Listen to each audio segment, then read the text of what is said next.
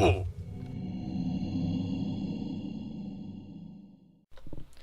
what's up everybody? This is Angryhippielady, and I just remembered Hurricane Hazel, 1954, October 15th. Not only were we quizzed on the strength of the hurricane, which this one is debated, I believe. I think this one is still debated, even today. Or one of the hurricanes that hit our coast is debated. It's either a category 4 or 5, depends on who you talk to. And how you're rating it. Hurricane Hazel, though, was one that my mom can explain in extreme detail. She was I said 54, right? She was 4 years old. I've seen the house that I've seen the house that she was in at the time, and let me tell you, it is small. Have I told you about the house that I will be living in eventually? I thought that was small. Oh my god. I thought that was small, and then I saw I remembered my mom's home long ago. Oh, no you didn't. Oh no you didn't. Okay. It was probably a 1 bedroom. And she has told me many a time and reminded me many a time about how when Hazel hit, it was that was a wimpy shot, but I needed to get down out of the way. That it was bad. She told me about how the wind howled. And people aren't kidding when they say the wind howled. Wind does howl when it is a high wind. Well, this is cool. That's cool and all, but there's water everywhere, and that's what I care about. Block that up. Where? Stop it. I hate water in this game. I'm scared of some water in real life. Did you guys know that? Well, now you do. I'm not like, I can't take a bath kind of scared, but the ocean scares me. And for good reason, because I almost drowned in it one time.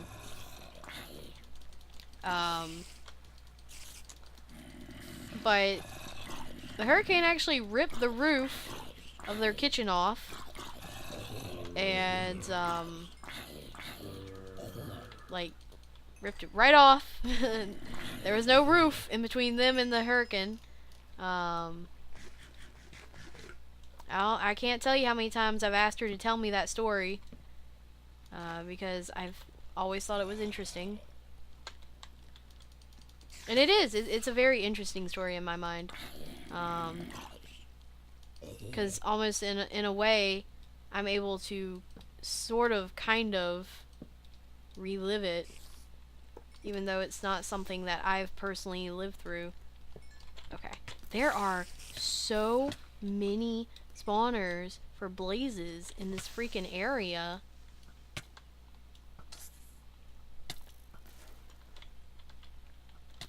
Okay.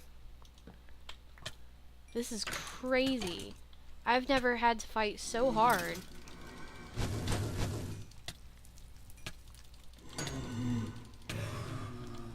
Okay, where is it?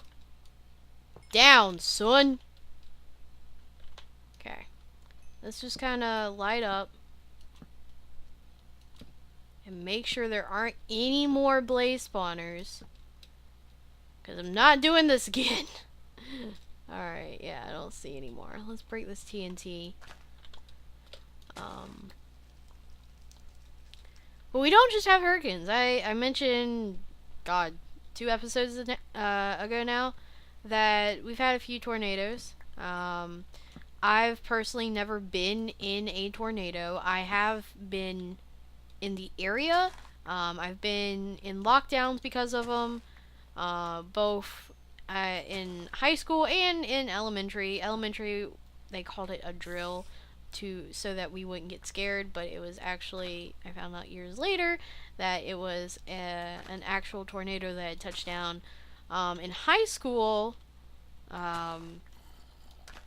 another one touched down, and that kind of lets you know how rare tornadoes are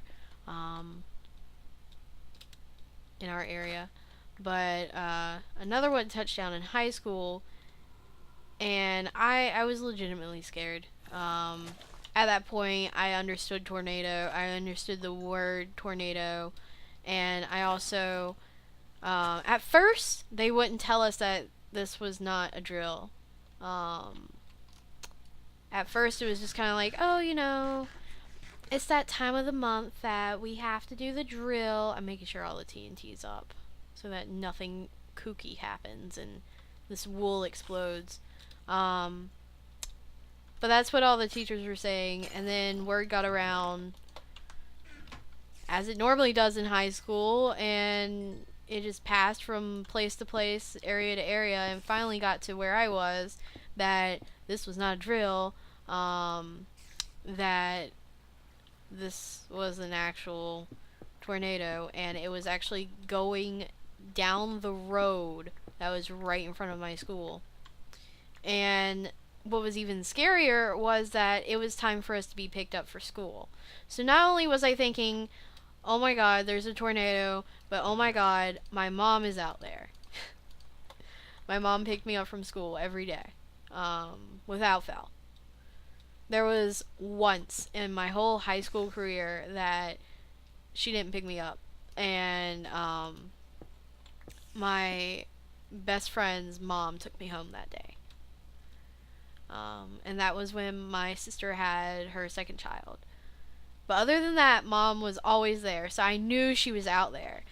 And, well, she also didn't pick me up the day that the funeral was for Dad, but my brother came and picked me up for that.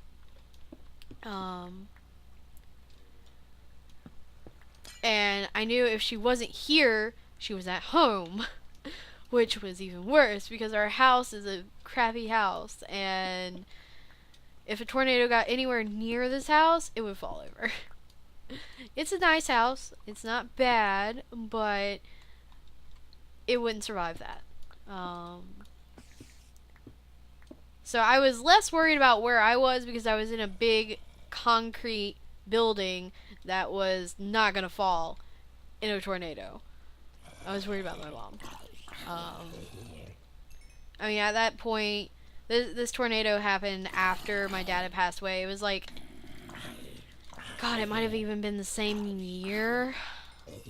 But I think it was wait, no. If it was, let's see. It was the year after. It was the year after Dad passed away. So it was my junior year of high school.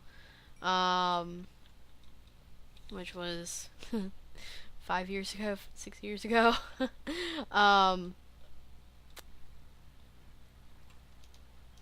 But come to find out, mom had come to get me. But that was my dog. If you heard that, she woke up and she scratched my computer for some reason. I guess while she was stretching, she kind of did that. That water was lagging me out. I'm pretty darn sure that's what was going on in there.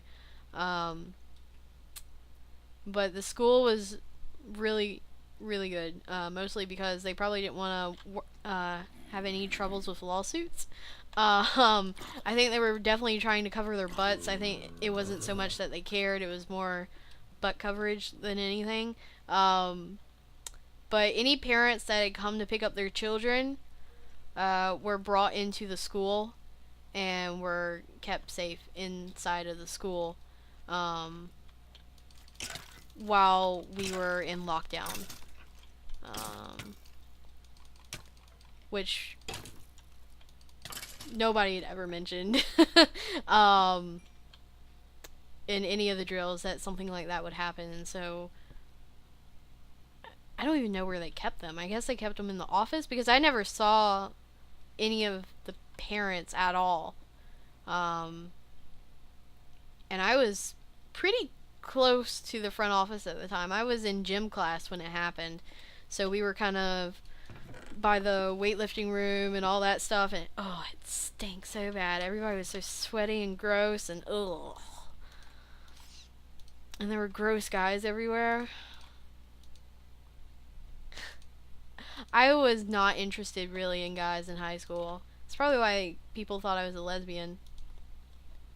That was definitely why people thought I was a lesbian. There was no ifs, ands, or buts about it. People were 100% sure in high school that I was a lesbian. And, I mean, it's not like I ever denied it, but I never said, yes, I am a lesbian. I actually, you know what? To be completely honest with you, I didn't know people were saying that about me until the end of my senior year. Well, probably a little bit of my junior year and then into my senior year is, more like it. But, I didn't know. I honestly didn't know because I was so out of the loop with my fellow classmates. Sun's going down. I'll wait until sunset. Let's go watch the sunset together, guys. Actually can't see it. But yeah. My whole school. The whole school. That would explain why I thought a couple people were hitting on me. And why, well, that and I was fugly as crap, as to why I never got any dates with guys. Also, I just wasn't interested at all. When people would ask if there was ever a guy, I would be like, no, why would there be? I have school to focus on. I don't need no guy in my I don't need a guy in my life. And they'd be like, good for you, you know? You're too young or whatever. No, I was dead serious. I was not interested in the least in being attached with somebody or being in a relationship or anything like that. Like it just it wasn't on my to-do list. It wasn't on my radar. It wasn't something that was conceivable to me. That definitely I don't know if I would say it actually changed in college. Yes, there was a desire for some kind of relationship. And I use that word loosely because it wasn't so much that I desired a relationship, it was more that I desired a connection with another human being. I've always had issues forming connections with human beings. Animals? You know, I can get along with just about any animal out there. As long as it's not a snake. But I've always been great with animals. People? No. And as I've said before, I'm not saying this to be quirky or sound like I'm quirky or anything like that. I'm dead serious. I have issues with, and I'm going very slow on this because they warned me that there was an area that there was no glass or a broken path or whatever. Okay, we've seen that. We saw that from down below. Aha, here it is. Here's the broken path. Can I? Yeah, I can place torches on glass. Here it is. Lots of skeletons I'm seeing. And then there's a gas spawner. Whew! Oh, he scared me. Why did he scare me? I don't know. Because he can't get me from there. I have issues with emotions. And you might get some of that from some of my Ucraft episodes that I've done. I'm not good with emotions. Me and emotions are not really on speaking terms half the time. I find it really easy to just shut them off, I guess is the way to put it. But there's times where I just don't feel emotions. And probably means I have a really big problem and I should talk to somebody about it. But I probably never will, which is bad. I should just let him walk off. Let me call this one to me. No, he's too far away. Running light. Thank you for hitting me on to the next one. Okay. We got that.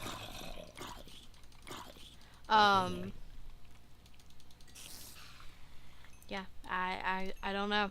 I don't know what it is. I have reasons, or I don't have reasons, but I have ideas why. It's definitely some kind of coping mechanism. I mean, that can go without being said. Yes. Barely got that in there. For what? Hell if I know. I'm not a therapist. I only wanted to be a therapist. I never got as far as becoming one though, so oh well. It's probably for the best. My family would be a great case study though. And I recently kind of went over this with my boyfriend because he was having an emotional night one night, and we were in a call, and I was just like, I'm sorry if I sound like I don't care. I care. It's just I can't. I can't express. I just couldn't express what I felt. It's not that I didn't want to. I definitely wanted to, because that's what people do. People, when other people are emotional and they care about the person, they too share in that emotion. It looked like it slowed down. Okay, maybe not. Okay, so there's a blaze spawner in between me and that gas spawner, so I gotta go boop, boop, boop. Alright, we got this. Got tripped up for a second though. Okay, let's make sure there's no more blaze spawners. Okay, no, I don't see any more. Alright, let's go in here.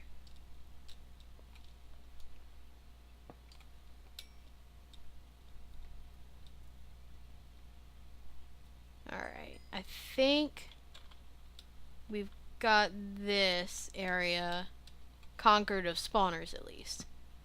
Is it safe? No. No. Definitely not. I don't see a chest either. Looking back over here. There's some coal. But otherwise this cloud is done.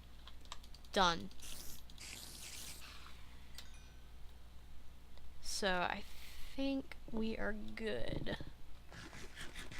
For this one at least. Okay.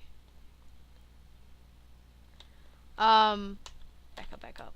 Because we might be activating a spawner. Let's see if there's another one under the bridge. No. Okay. But I'm gonna go ahead and end this episode here. We're about 19 minutes in, give or take a few seconds. So thank you all for watching. I am Angryhippielady, and I will see you in the next episode. Peace out.